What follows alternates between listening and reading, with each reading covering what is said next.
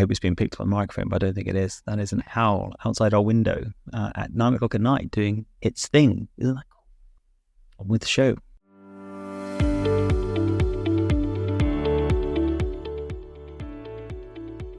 Hello and welcome to episode 5 of the Wilder podcast. Chloe, good evening. This is the evening we're recording this. It is indeed.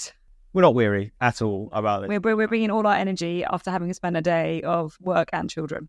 It's good. I'm not moaning. We're not moaning either, which is good. Absolutely not. Well, you know, hopefully, I've written down we should, for people that are new to the podcast, we should do an introduction. So they've just heard us moan. That's a good start. So this is Tom and Chloe.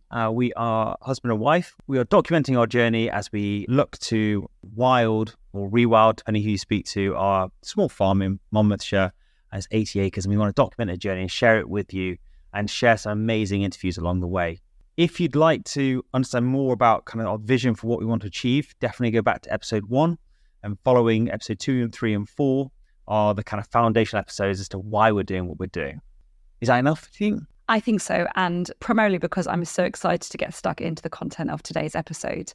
We have 2 exciting elements of today. We've got our big announcement, so I don't want to get everyone to get too excited, but we also have our fantastic guest for this week, which is Julia Hailes MBE. So she's an amazing individual who's done many things with her career, but primarily is an environmental consultant and author. And I guess someone might describe she's a bit of a kind of pioneer in the world of sustainability. And she's here with us talking about her fantastic 9-acre site in Dorset, which she has been using wilding principles on. And I think there are so many useful tips in this interview, particularly if you're thinking about bringing kind of enhancing biodiversity as part of your own garden. Yeah, and timestamps will be in the show notes. But on to the first announcement. So let's step into a very short chat, but with a man that is going to be quite important to our lives for the next 5 years.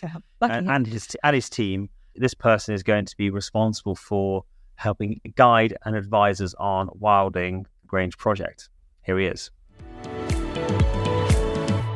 So this is the big announcement. It is my absolute pleasure to be able to introduce you, the listeners, to Benedict Macdonald, the CEO and founder of Restore. Benedict, welcome.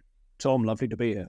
Wow. Well, this feels like a huge step forward in the Grange Project journey, and no little step forward, obviously, for your company. But before we go into that, Benedict, in keeping with tradition, would you like to introduce yourself and how you find yourself to be founding Restore?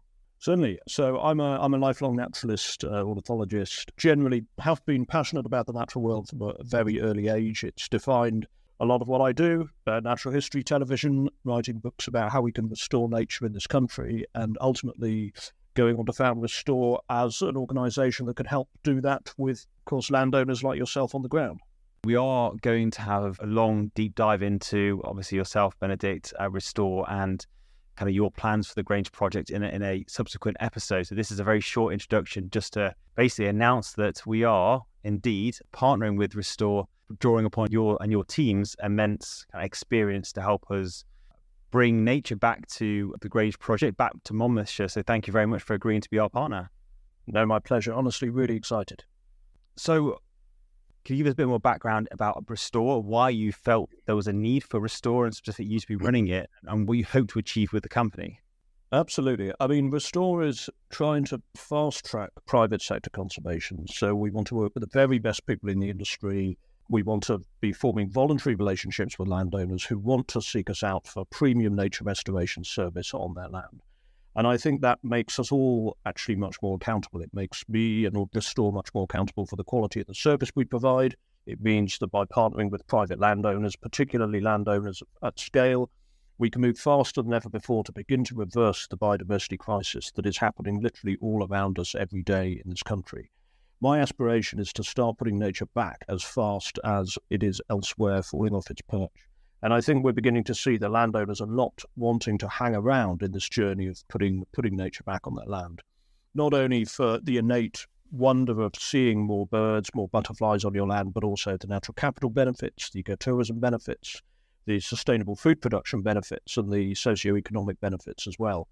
So Restore's been founded in response to a vast groundswell of landowners who all want to put nature back on their land, but the actual business of nature restoration is incredibly difficult.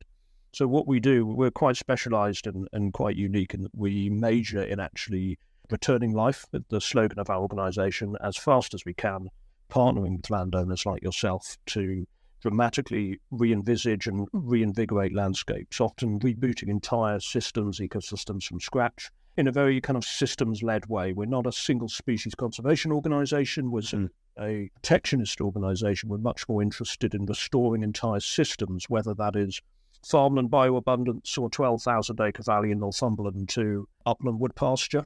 That's what we do for a living, and we want to really be accelerating the speed and efficacy of nature restoration at scale here in the UK through Restore.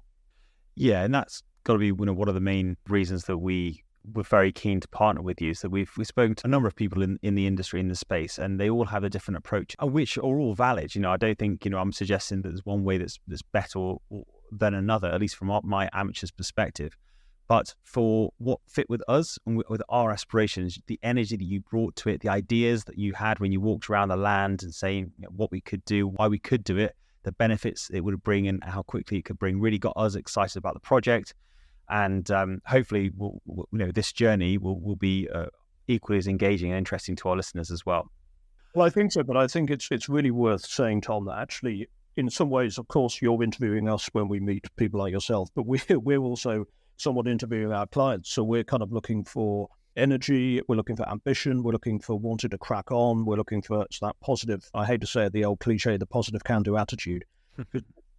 It is incredibly difficult. When you're taking an ecosystem and preserving it, you can use protectionism, you can have, well-paid rangers, you can put up signs saying stay away from the puffins and so on. But when you're rebooting a system, it requires an enormous collective drive between the landowner and Restore. We can't do this by ourselves. We need really proactive landowners as partners, and that's why we're so lucky to be seeking people like yourself out around the country. It's very much a two-way relationship. So I guess coming on to our project, what are your reflections about the Grange Project at this early stage? Well, two things that excite me enormously. One is that I think you do have a relatively low baseline that we can build up incredibly quickly. So when I walk around your land, I'm seeing things I see on many other people's farms and estates. So we're seeing nitrified grassland, species poor grassland. We're seeing a relatively simplified landscape, but we're also seeing some amazing hints of life, those amazing hedgerows that you've got that are already bursting with blackthorns and hawthorns and so what many people would call an overgrown hedgerow, which of course I call a perfect hedgerow. I think the thing that excites me most about Grange, it's not the scale in terms of acreage, it's the scale in terms of not only ambition, but having somewhere in Wales, where half my family originates from, that we can use as almost like a petri dish, as an example of what the uplands could look like if we re-diversify their function. If you rewound to Wales 200 years ago, you would have had lots of little orchards. There'd have been some grazing by sheep, but there'd also have been cattle, there'd have been free-roaming pigs. There would have been a much more higgledy-piggledy diverse landscape. And we know this from the species that were very common in Wales 200 years ago: curlew, black grouse, windchat, red-backed shrike, wryneck, corncrake, largely unable to inhabit the landscape of overgrazing that sadly we do see in large parts of Wales today. And I think being able to use these projects as living examples of how you can combine nature with people, with farming, is incredibly important. If people can start visiting your land and seeing that it isn't some fantastical rewilding project with dense canopy woodland and bears and wolves and everything else, of course, it's a very lived-in and practical landscape that's still producing food, but is also producing dividends of nature, natural capital, then I think it becomes a lot more than an 80-acre project. It becomes potentially a project that can be replicated at scale across tens of thousands of acres of the Welsh countryside. And I think that, for me, makes it a much bigger project than the map of your land alone would suggest. Well, we could not be more excited to work together to get our farm to be more higgledy-piggledy over the next few years. And I guess on that note, what would you kind of say our first step will be in working together? Well, I think the first thing you notice when you go to vast areas of the uplands, and your farm at the moment is no exception, is the pea green field. And of course, it's immortalised in postcards, and there's no denying that for a lot of people, that deep green in the countryside is very pretty. And for me, it sort of keeps me awake at night, because what it means is that, we're seeing the end product of decades of nitrate fertilizers, these triffid rank grasses that have kind of taken root, which are smothering all the many diverse flowers and shrubs that would have been growing on those hills 200 years ago. So when I see a field, I always say, well, why is it a field? if you consider that historically there would have been wood pasture in our uplands, there would have been animals grazing under trees, there would have been complex shrublands, bramble bushes with redback shrikes. So it's going to be a journey towards restoring the three-dimensionality of your landscape. But we always start that from the very, very bottom up with the soil. So slowly soaking the excess nitrogen out of the soil, skimming off that excess grassland, trying to get the soil nutrient levels lower, and then we will begin our strategy of reflowering your land. So a variety of species that have been grazed out of the landscape a long time ago, and restoring the soil and floral balance. And from there, we can begin to build the system upwards. I love that idea of reflowering. It fits in well because Tom and I have had our WhatsApp group of Grange Project flowers, which we've been documenting over the last year. So it'd be nice to think there'll be more than just the 6 we've currently got for the next few years. So watch this space. Exciting announcements, I know, coming out from left, right and centre, coming from Grange Project and from Restore over the next few weeks. So I'm looking forward to our full and in-depth interview with you. I think after we've had a bit more time to explore the land and come up with a more concise plan of action. And I know that there's some amazing and innovative ideas that you're bringing to the party. So said it too many times during this short interview, but thank you yet again for your time, Benedict, and exciting 5-year journey ahead of us. Likewise, Tom, looking forward to it. I think Tom might just be a little bit excited. Yeah. No, there's a lot of work that's gone into that. There's a lot of pressure, and not pressure, a lot of, because this is so new to us in this sector, it's hard to find the right people, the organisations. What are we looking for? It was a bit like dating. It was quite stressful. Yeah. And everyone was brilliant who we spoke to. It wasn't, inspirational in their own way. But then it's like, is that the kind of inspiration we want? Or are there opportunities out there? Are there flavours of inspiration we can try and find? I guess it's a bit like what sort of rewilders or wilders did we want to be, and who was going to fit with us to help kind of support us develop that journey. It's hard to know that if you don't know a lot about rewilding or wilding. Yes. But so over the kind of lifespan of working with Benedict and his team, we really are going to be trying to kind of document that journey and what we do and sharing that with you. So we're going to have to work out how best to do that. Obviously, the podcast, the website will be there, but how do we lay that out? I imagine there's going to be some sort of map or interactive map on our website of the project. Looking at Chloe there to make sure I'm not overextending myself. Sounds fancy. So speaking of fancy, he obviously alluded to his career within the BBC, but he was a producer on a number of kind of nature documentaries, and he's bringing his filming know-how to this project and other projects as well to help us document that over the 5 years as well. So we're going to have the chats and the podcast, and we're hoping that over the years we will have progress videos and overview videos of what we're doing and why we're doing it as well. So yeah, mega excited. And so without further ado, I would like to introduce our wonderful guest, Julia. I think this is a really warm conversation, and I hope you appreciate it as much as we did. So Julia, welcome. Thank you. Absolute pleasure having you here. With tradition with the podcast, we would very much like you to introduce yourself and let us know what are you up to at the moment. How do you find yourself in the position that you do? Well, my name is Julia Hailes, as you know. I've been an environmentalist for over 35 years, and I'm absolutely passionate in terms of doing something that is really going to make a difference. I started working with someone called John Elkington, who's very well known in the field, at an environmental organisation. And we evolved quite quickly into doing something which was identifying that every single individual could make a difference in terms of what they were doing in the environmental area. And in that respect, we wrote a book called The Green Consumer Guide. It was actually our second book, but it was the most impactful one. And it went on to sell over 1 million copies worldwide. And the really important thing was it gave every individual the power to make a difference and to show them it's not only the way that you're living, but also what you're buying and the choices that you make on an individual level, but also for the messages that you're sending back to business. And we felt that that was really, really powerful. And at the time, we were really the first people in that space. And of course, it's really gone mad since then.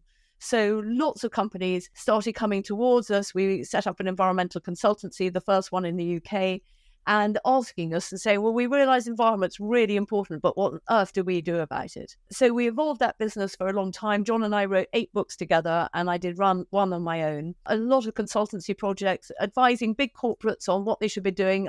I did advising, for example, Marks and Spencer at the very beginning of their journey to do Plan A. but many, many others, and speeches on covering a huge array of issues.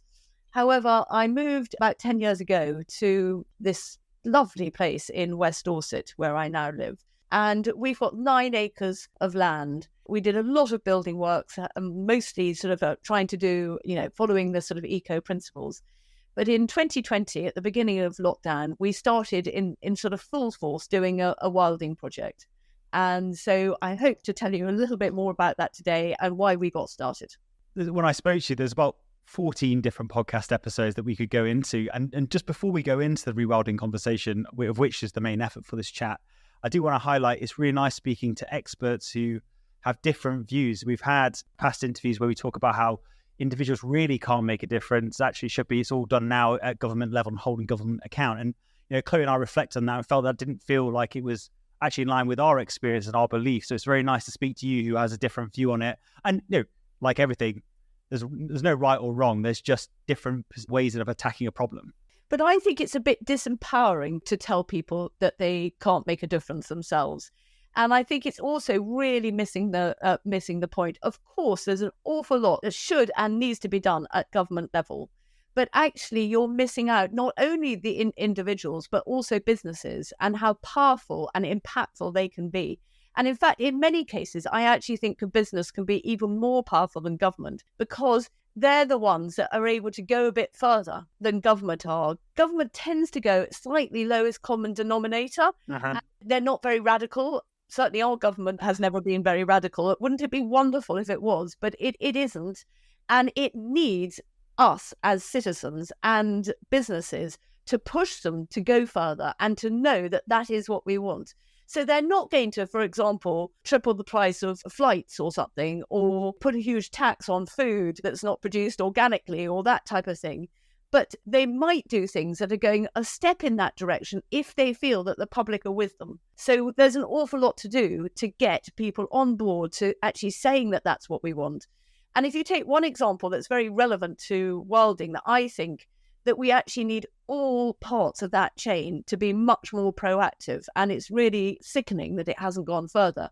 And that's actually in relation to peat, because the use of peat is ecologically disastrous, environmentally disastrous, and yet it is still being sold in garden centres. And people are using it in their garden. I suspect that people who are wilding are still using it in their things because it's quite difficult to buy plants and know that they've all not been grown in peat in any way. So there are 2 ways in which they sell them through garden centres, one of which is in compost bags, peat compost, and the other is actually, using them for potting the plants and in plug plants. What I've found is that the government have set legislation, voluntary targets, so really poor, and of course the targets have not been met. So that is really bad.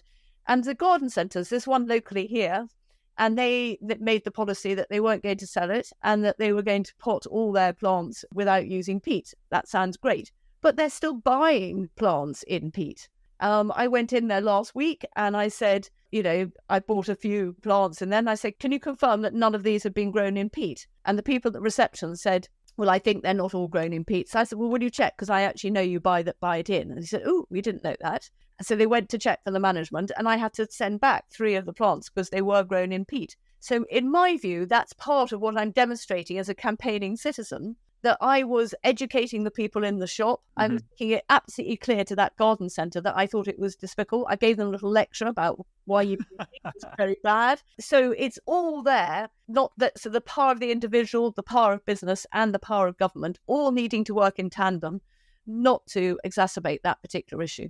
I mean, I am very, very new to the growing. My first spinach seeds, I'm very proud of them, are currently just about to be planted out onto my first ever no-dig veg patch. So I'm new to this. So this challenge with peat was just everything you just explained is completely new to me. So I'm guessing, and I'm hoping that it's obviously going to be new to some of the listeners as well. What I would love to see now personally is some sort of, I'm sure you may probably already have it, some sort of PDF or something that shows me the stats about the carbon kind of emissions from those kind of pots versus conventionally potted plants or whatever it might be. And so I can understand the impact that's having. I mean, does that document exist? I can summarise the issue in 2 key points. Is that peat habitats are incredibly biodiverse and really important from that point of view in terms of the plants that they grow. But amazingly, peat, I think, is something like 5% of the sort of world's terrain. Carbon sequestration is really huge. And it sequesters double the amount of all the world's forests, even though it's a much smaller land area. Wow. I have actually written a blog about it, and I think I've done sort of 2 things about it, which will pull together some of the facts and show you about that. So my view is that it is a very, very important issue. It's obviously not directly linked with wilding, but it is a part of it. And if anybody is doing anything that they want to help the environment, the first thing they should do is not use peat and make sure that you make it really known that that is what you're doing. That's awesome. And I'm sure we'll have the links in the show notes to your blog if you'd like to send it over and if people want to find out more. I guess I'm just noticing, Tom, that we're already stepping into one of our other 14 podcast topics, which sounds fascinating in terms of thinking about kind of peat and consumer choice. But I'm wondering whether we could kind of bring it back to this idea of wilding. And I suppose I'm really curious, Julia, about what took you from eco principles to wilding, and also indeed whether there's a conscious use of the word wilding as opposed to rewilding. Yes, I'm very happy to do that. And I hope you'll condense my peat discussion. But I love it. I loved it. So yes, one of the really interesting things about wilding and rewilding is that people are quite precious about which term that they use. And I've heard somebody from a big conservation body, and they started defining as to what you could call rewilding, which they predominantly said related to sort of larger projects, in the same form that like NEP, where you're doing hundreds of acres. And actually, I just think it really doesn't matter whether you call it wilding, rewilding, or anything else. I think the principle of it needs to be about bringing back biodiversity, which we've just lost so much. And I just want to take you back to the beginning of my environmental career, where we were really focused on sustainability and the idea that we should be living within the means that we had and the resources of the planet. Now, the concepts of sustainability, the term is very, very widely used, but it's become a little bit meaningless. And I think that the new term that we really need to be using is regeneration, effectively putting something back. And wilding is an element of that, because we're trying to replace so much of what we've lost. If you look at our small bit of land here, we've got 9 acres of land. And when we moved here, it had been grazed by horses and sheep, and it had barbed wire fences all over the place. And it was really pretty well a monoculture of sort of grasslands and things, very, very poor in terms of biodiversity. And the work that we've done has really been about focusing on creating lots and lots of different habitats. And that is fantastic. However, to take that to your point, to sort of, what's wilding? Someone said to me, well, why don't you just leave it to the docks, the nettles and the thistles? Isn't that really the sort of wilding, rewilding part of it? Just leave it alone. The point that I'm making is that in some places we've got docks and thistles and nettles, and we've not eliminated them off the ground. But if you just let them go, they're termed in a way as like the bully species, because they push out all the other plants. So you want to make sure that you are creating different habitats for different species. And we've now got wetlands area. We've got a lovely sort of chalky bit, a real sort of wildflower meadow where we stripped off the topsoil. Then we've got grasslands that we've actually left. We're not cutting at all. Not so good for the wildflowers, but fantastic for the little mammals that like to make their nest in the wild grass. And then we've got the other bits that we're gradually doing it on a sort of slower time frame. And I think it's just really important to not just look at your whole site to say, we want the whole site to be a wildflower meadow. You want to create lots of different bits and then the interface between the two as well. And all of that brings the different biodiversity back. God, it sounds like such a mosaic of different types of habitat. And I'm already picturing these different spaces and how they kind of interconnect. And I guess I'm wondering whether you had a bit of a vision or a plan around what this is going to look like, or whether you kind of started in one area and then developed from there. Yeah, how did it all kind of come about? Well, that's a very good question. And actually, it's interesting because I had 2 people who were really instrumental in helping me envisage what we were doing and then helping to put it into practice. The key sort of principal person who was designing it is an artist. And he started off with actually sort of like a real mess of a picture that I didn't really like at all. And I nearly sort of said, and then I went to actually have a look at one of the projects he'd done. And I thought it looked also a bit of a mess. And I, wasn't very keen on it. So I was sort of slightly wondering if I was doing the right thing. However, the other one that we were working with, she really understood what I was trying to do, which was to create these lovely habitats and bring in the wild species, but also make something that looked rather beautiful in that respect. And then, so we got the artist, who was very creative and did some amazing things in the end, to sort of rethink it all and, create more of a vision of the whole space. And I had a number of sort of themes that I really wanted. And I called the briefing document that I sent them, Let It Flow, because I wanted everywhere that you could walk into another space, that you never went down somewhere and got to a dead end. So that wherever you went, there was always a sort of another place that you could sort of go on to, but you were going quickly through some of these different zones. And the other thing was not having straight lines. And interestingly, we've been doing this wilding weekend, and I met someone there who wanted me to go and have a look at their wilding project. And they showed me and they said, okay, well, we've got this field down here, and they're all sort of fenced off. This field down here, and this is going to have this bit, and then the next bit is going to be a little bit more wild, and the next bit there. And I said, well, the very first thing I'd say is don't keep it in fields like that.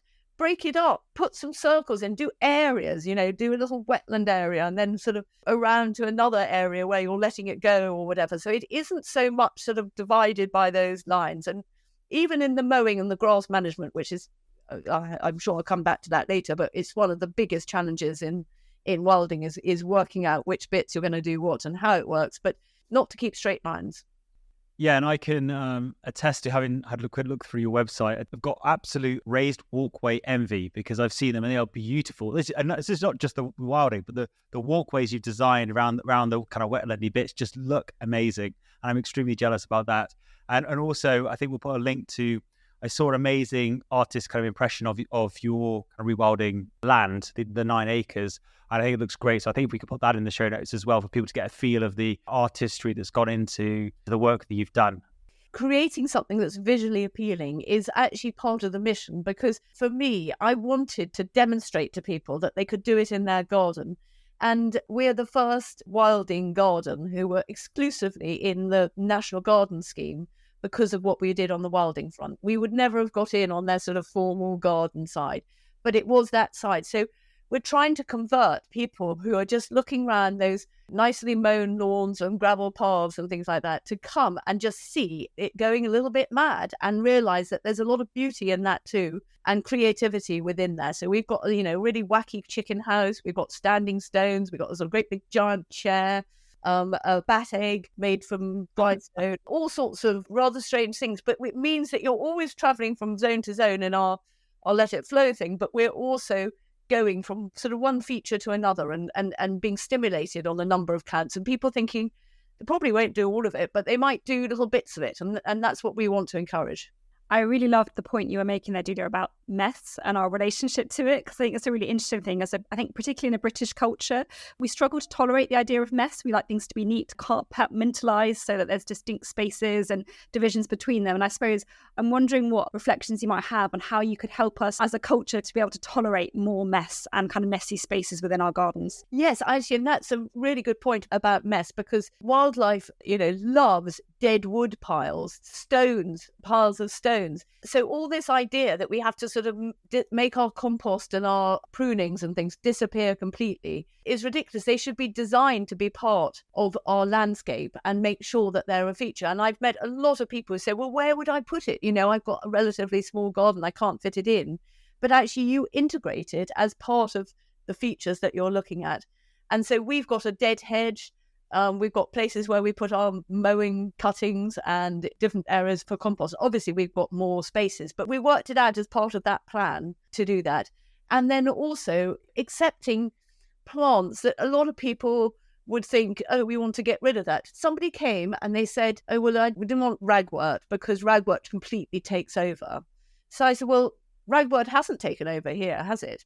And the reason is there's quite a lot of ragwort around, but it's in quite a lot of individual bits. And I love it because it's a home to all sorts of species. About 200 species or something live on ragwort. And it isn't poisonous for sheep, goats, cows, horses, or anything in the field. The problem with ragwort is if you make it into hay.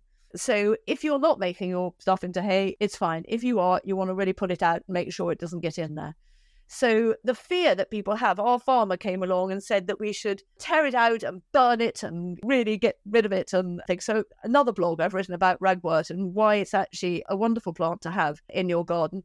And I think that's the thing about these things. We also look at mare's tail. I've got a lovely boggy area where this raised path is going through the marsh, and there's lots of mare's tail. And it looks fantastic, rather prehistoric, actually. So one of our wilding guests said, oh, well, one thing I've learned from this weekend is not to get in such a flap about mare's tail, but also about moles and dandelions and all these different things. And you suddenly realise that there are all these things that we've previously felt that we needed to obliterate. And suddenly, if you welcome them all, you realise that the pattern and things, you're just seeing more and more things all the time. Every time I go out in the garden, I find something else. Because I've let the grass grow, I've let the dandelions grow, I've let the ragwort, whatever it happens to be, and there's just so much loving it. It sounds like you're really letting nature paint its own picture over the 9 acres. And if you could go back to how it was 15 years ago to kind of where it is now, what were the most dramatic changes or the surprises that have come through that journey? It is so radically different to when we came to this site, because it was bland, it was boring. I mean, there was a field opposite our house and we just never, ever went in it. We had a fence up the drive and then just a very unexciting field. It's now our sort of marshland area. We've got 8 different ponds all feeding each other because it had spring water coming in and going round to there. And it's full of wildflowers with knapweed and all sorts of marvellous things coming in there. It's also where we have our chicken house on a mound so that we can see the chickens in there. But we haven't let the chickens out and we haven't got fish in the ponds. And both of those, it's for the same reason, is that we're doing everything we can to try and encourage insects. So I suppose that's one of the most striking things is you go into our grassland wildflower area and you go out on a sort of warm summer evening. It is actually buzzing and humming with insects. You can see a cloud of them. And I think that is just so exciting because we've lost that in so many areas. And the fact that we have managed to bring that back in a relatively short time and see, one night of a few weeks ago, I went out and there were ghost moths and they're beautiful, living up to their name. They're sort of white and they float around in a rather, and I said, what is this? I've got a marvelous group of people who do a butterfly transept every week on our land. One of the great things about it is because they all monitor the butterflies, we're all quite keen to know which butterflies are there and what we've seen and all that type of thing. But also we can sort of post, I've seen this, what do you think this is? And you get an immediate response. It's We found that with our Instagram page. I was walking around the land and there's this humongous mushrooms. Now I haven't got into my wild mushrooms yet, so I didn't have a clue, but I took a little video of it, put it out on Instagram, and I had 20 or 30 messages directly within a couple of hours telling me what it was good for, it feels edible, and it was just a nice feeling to share it with people. So you've been doing this now for rewilding, inverted commas, the land for the last 3 years. What have been your most memorable memories of the process? I suppose it's a rewarding thing of finding that the animals do come and the wildlife find you wherever it is because of all the things that you've done. Not very long ago, we could see, looking out of our window, we could see 2 barn owls hunting across the land for quite a long time. And a couple of nights in a row, in fact, our dog alerted to it first because it was looking out of the window and obviously had seen that. We have tawny owls as well. Also, we have a barn owl box in our wood, which I thought was never going to get anything in it. And we took it down because we thought that we were going to sort of elevate it a bit higher. And then we discovered there was a barn owl feather, an egg and feces and things in the box. So it had actually been in there, which was also very exciting. I'm very keen on reptiles. So one of the things I was amazed about is when we put the ponds in, that the newts came almost immediately. And then we got quite a lot of blanket weed on our pond. And last year, it was incredible. We were trying to sort of pull out some of the blanket weed because obviously you don't want the pond to deoxygenate.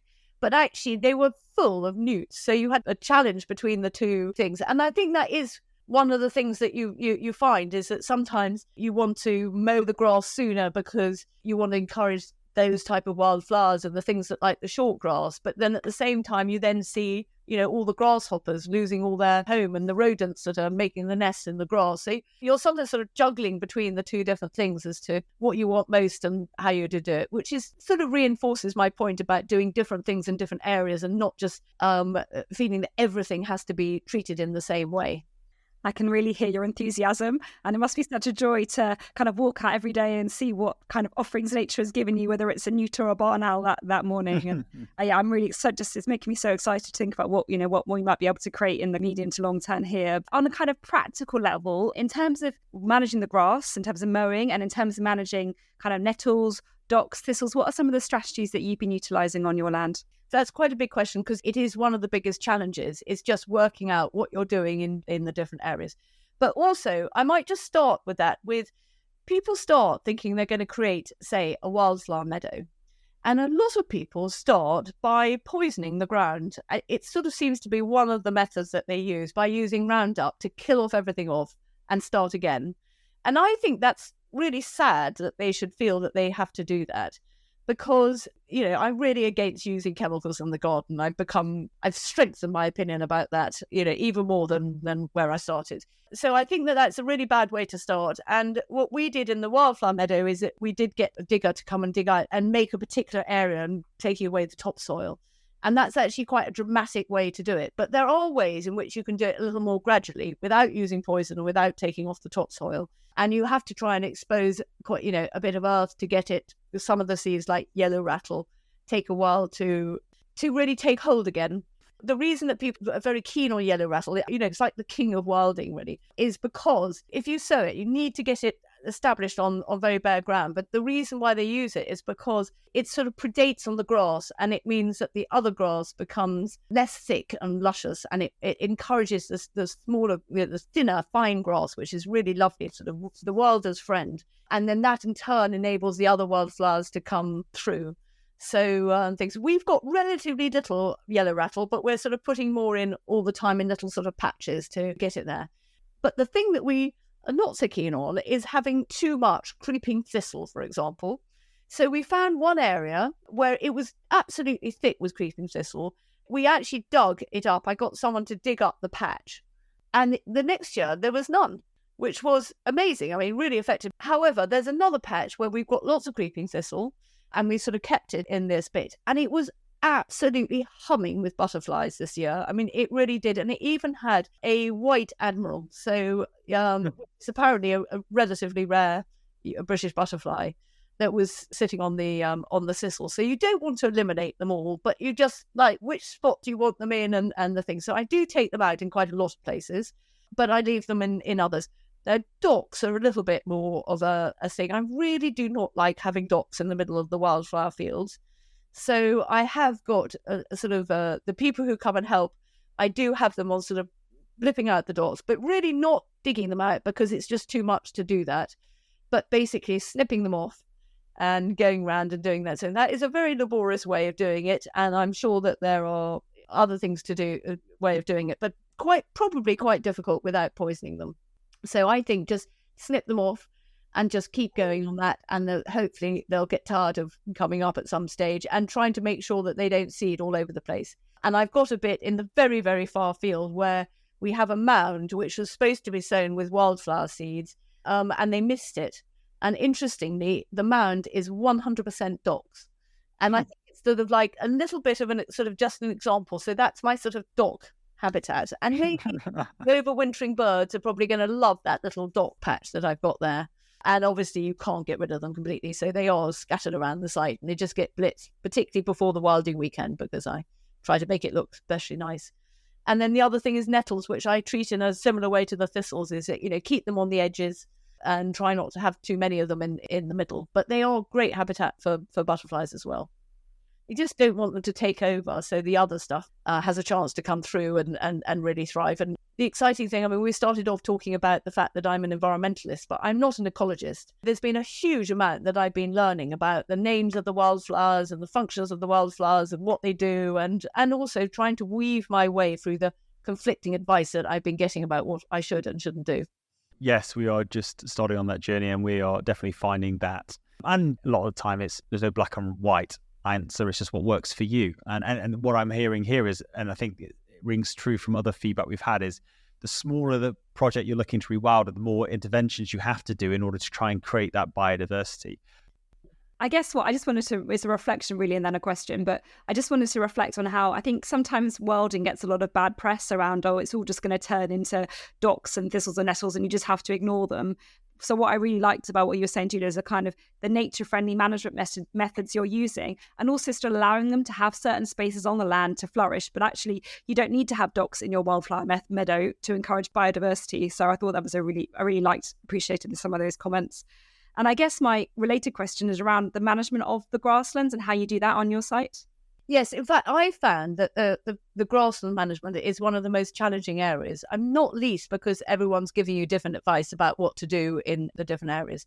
But I'm beginning to really get it together. And of course, just like all the other things, it requires a diversity of approach and how to do it. So a lot of our land, we've got the long grass for most of the time with paths going through it. But the paths are all windy all over the place, partly because I'm the one that do the paths because I really enjoy that. But I'm always trying to say, oh no, I don't want to, mow over that bit of that plant or whatever else it is. So they sort of wind through wherever we are and take us around. It's a lovely way of actually looking across the site.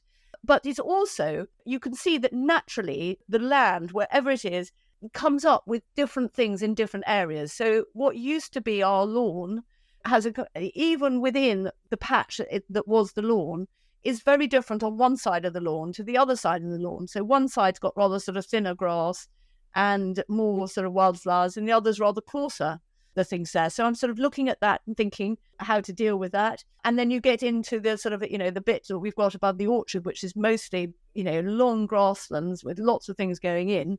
And we want to go on cutting that twice a year, so that we are bringing it down and bringing other species in, whereas the far field we're not cutting at all, so that we're leaving that for all the different mammals.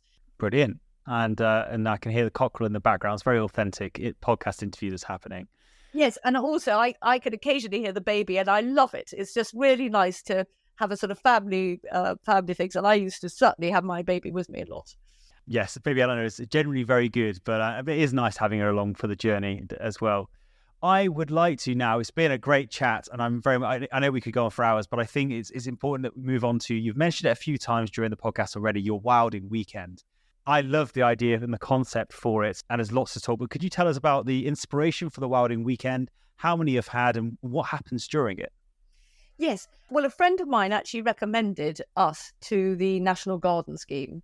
And I was initially a little bit skeptical, so I thought, well, our garden doesn't really fit within their model. But of course, like everything, I get sort of enthusiastic, so I got them around to come and have a look and started telling them about all the different things that we were doing and showing them the various features. And of course, they got enthusiastic too and said that they would really like us to join us as the first wilding garden. That was, lots of people have done, a few wildflower meadows, but to do the whole thing. And so we agreed to do it. And then I just thought, wouldn't it be so much nicer to do 2 days in a row rather than one day, one bit, and then pack it all up and do the next thing? And of course, it then sort of grew from there, because I thought, well, if we were going to do that and get people to come around, wouldn't it be fantastic to get stall holders who could tell people about the different elements of conservation and wildlife and wilding? So that's what we did. And the first year was actually 2022. So we've just had our second one in 2023. And have got even more stall holders. But we've got, for example, one of our people were trapping moths the night before, and we've got the moths, on display at the wilding weekend. So, the children really love it because they can come and see, all the furry beasts and looking like twigs and all the things like that. And then somebody else who was an expert on bees of all sorts, of the Bumblebee Conservation Trust. And, he found that there was a particular type of bee that he could take people and go and show that was only around for just 3 weeks in the year. And it was collecting little hairs off the top of the leaves, and then the male were swooping down and mating with the females for the very small window of opportunity that they had. And I talk about that in the video, because I've done a number of videos about the wilding weekend. I've got a short one which is already posted on YouTube, but I've also got a longer version which includes some of the speeches that we had over the wilding weekend, because we got a lot of the participants to talk about either what they were doing or about wilding in general, or even about some of the sort of broader issues like the conflict with growing food, because a lot of people are always bringing up this thing about, well, if we go to wilding, how are we going to have enough land for food? And that slightly drives me mad, because actually there's so much unproductive land that has not been wilded, that it really doesn't make sense to sort of think there's a great conflict with food. And then there's also the whole concept of regenerative agriculture, where you're making sure that the soil is actually going to live on and continue to be productive, and recognizing that biodiversity and the wildlife that we are protecting is absolutely vital for producing an ongoing food production in the long term, and for the health of us as humans on this planet. And without it, we really are in even more dire trouble. And insect numbers and all these things are plummeting, and we have to do everything we can to bring them back. And it will help everybody, not just in a wilding sense, but in a human sense too. That's a fantastic rallying call for action there, Julia. And I guess for me, the last question I've got is around, if you are someone at home that's got a average sized garden, what would you be suggesting they might want to experiment with in order to make their garden a wilder space? So another part of the wilding weekend was exactly this, to show people what they could do themselves and to give people inspiration and ideas of how it would work in their garden, because people have begun to understand about Isabella Tree and the wonderful net that she's created, but they sort of feel a bit intimidated by that because they can't do it in their own garden. And what I wanted to do was to demonstrate that there are lots and lots of things that you can do at home, and there are lots of sort of tips about how you can bring back the wildlife yourself, but make it attractive. So we started, I think, by talking about having sort of messy piles all over the place, not doing bonfires, not using peat, but leaving lovely piles all over the place of different debris, and encouraging this diversity. But I think that also this whole thing about mowing is just effectively leaving the grass to grow and putting the paths through those fields and creating little spaces. So, for example, even if you want somewhere for your children to play, or, to have games or whatever, to just have these rather organic areas rather than just the whole lawn or whatever for doing it. Also really focusing on having bee-friendly plants. There's a wonderful company that participated in our wilding weekend, and they're called Bee-Friendly Plants and Seeds. And they really have an expertise about the sort of plants that you could bring in, even the ones that are not quite as wild, but to bring those in as much as much as you can. And she was also quite interesting because she also explained why a lot of plants that we now buy from garden centres are actually cultivars, which have no value to nature at all because they have no pollination for bees and things. So that's also something that I think people should be aware of, and has no value in nature at all. Double-headed roses and certain salvias and all sorts of things. So if you have a look at Bee Happy Plants and Seeds, and you'll see about the cultivars. And then there's one other person who came to our wilding weekend that I have to mention because she was so amazing. She's written a book, and it's called The Life Cycle. And she rode from the top of South America to the bottom on a bamboo bicycle, which she'd made herself in a workshop to highlight all the issues around biodiversity. And I still haven't finished the book. I've bought 10 copies already, and I've got through them, but giving them to people and, to say thank you for various things, because it is the most wonderful and inspiring book. And it just shows you the value of biodiversity, why it's so threatened, and why we've all really got to do something about it. So, it's not a wilding book, but it's a book that really motivates you. And I think there's one other book that I would recommend, and it's called Silent Earth by Dave Goulson, An Insect Apocalypse. And it also is very, very motivating. And it was Dave Goulson that really got me going on thinking how exciting it was to encourage insects and to understand more about the amazing things that they do.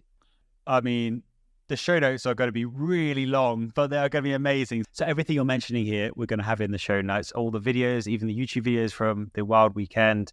And, again, we're adding to our reading list now, looking over at Chloe. I think Chloe's rubbing her hands with glee, and so much food for thought. Okay, so it looks like we're coming to the end of this episode. Thank you so much for your time, Julia. Is there anything you'd like to add before we kind of wrap up? Yeah, so I would just say that obviously I'm really passionate about wilding because I think that we've just met the most incredible apocalyptic time that we're in, and the future is looking pretty bleak, and that we have all got to start thinking in an entirely different way and get out of some of our comfort zones and do things differently. And I think that even my wilding project has just opened my eyes to looking at things in an entirely different way. If we're going to tackle the loss of biodiversity and the real threat from climate change, we really have got to change the way that we behave and start thinking in much more a way of everything that we do in a way of being a mission to change things and to make the world a better place. And that's why everyone should be wilding their garden, however big or small it is. Perfect. Right, well, I think nothing else needs to be said. So thank you again for your time. I'm very much looking forward to coming down for your wild weekends. I think we'll bring the family if you've got room for us. And we've got lots to learn. Absolutely love to welcome you for the wilding weekend. The next wilding weekend is on the 15th and 16th of June 2024. Love to see you both there. And I've really enjoyed doing this podcast and meeting you and finding out a little bit about what you're doing. And I look forward to future collaboration in whichever way it goes. Thank you. Perfect.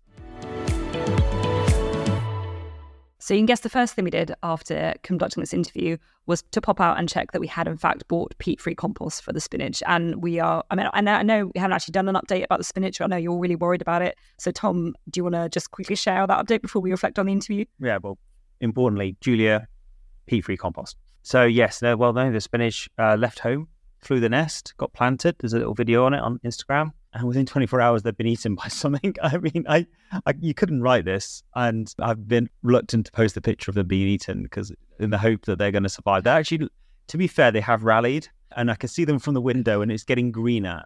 Tom has been using his defensive skills to plant basically a 6-metre high fence around spinach to try and protect it from the slugs. Minefield, yeah, as well. Little pillboxes. But yes. Anyway, we're getting distracted. We need to just reflect briefly on that fantastic conversation with Julia. Yeah, just the breadth of topics that were touched upon. And every time she touched upon that topic, it just felt like it was on the pulse. And I really liked her kind of activism. She wasn't just saying the words. You can hear that the fact she does live by what she believes and what her research says. And I think we could all take a leaf out of her book, so to speak. I really appreciated how, I guess, the encouragement not to get too caught up with semantics, because I think for me, I've been having this internal debate, rewilding, wilding, who am I going to offend by saying what? But actually what I liked was her encouragement to really think about the principles behind what is underpinning. And for us, the intention is to enhance biodiversity. Whatever we call it, for us, it's just about what's going to engage people, what's going to create conversation, as opposed to kind of the academic definition of the construct. Yeah, sorry, I fell asleep since you mentioned the academic thing of the constructy thing. So, and we do have some guests lined up who literally their job is to write the UN definitions of things like rewilding. So, it's going to be really interesting to speak to them later on in the podcast. Go, look, why is this important? Why do we have to define it? And why is that going to make a difference going forward? Again, I'm sure there's things that we just don't understand or appreciate that we do need to define these and put them into boxes. But from our perspective, and hopefully I think the vast majority listening, it's about the intention and how to achieve the most important thing, which is increasing biodiversity. I really hope for those listening to this interview that you've been left with maybe a few sparkles of ideas of things that you might experiment with in your own gardens, whether that's from, just letting the nettle hang out a little bit, or whether that's thinking about digging a little pond or letting it be a bit scruffier, a bit messier. Those are certainly some of the things that I've taken away from the conversation. So coming to the end of the podcast now, but if you'd like to follow us on any of the socials, you can look for Grange Project on Facebook or on Instagram, or email us at hello@grangeproject.co.uk. Next episode is going to be a doozy. Doozy? Who uses the word doozy, Tom? I don't know. What does it even mean? It came into my head and I said it.